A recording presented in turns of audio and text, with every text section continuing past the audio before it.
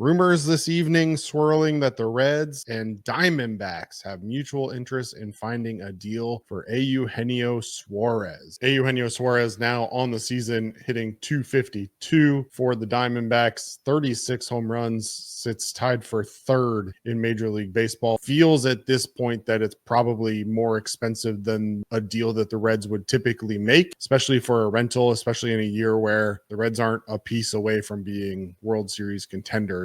Gino gets them considerably closer to being a playoff contender. But the question becomes, what is your goal at the trade deadline? Are you looking to set yourself up for a World Series run in 26 or 27, or are you looking to make the playoffs in 25? Those are the answers that Nick Krall has to answer. Let me give you the path that I can squint and be okay with this type of deal. Reds sweep the Tampa Bay Rays this weekend. The Padres lose 3 of 4 to the Cardinals.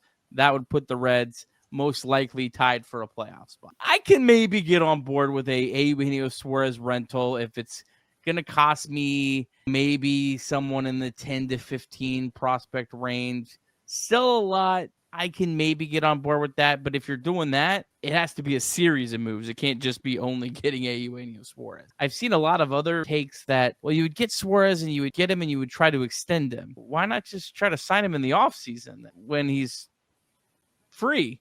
Is going to get traded at the trade deadline, so he's not going to have a qualifying offer attached to him. He's going to be essentially free in 2 months. I can totally get on board with the idea of Eugenio Suarez as a free agent, especially if at 34 years old you can convince him maybe just 2 or 3 years. It's not something super long term. I can fully get on board with taking a shot at Eugenio Suarez in free agency. But giving up a valuable prospect when my playoff odds are going to be down in the 10 to 15% range, that's where I kind of have a difficult time making sense of this. To me, would feel more like a PR move than a winning move.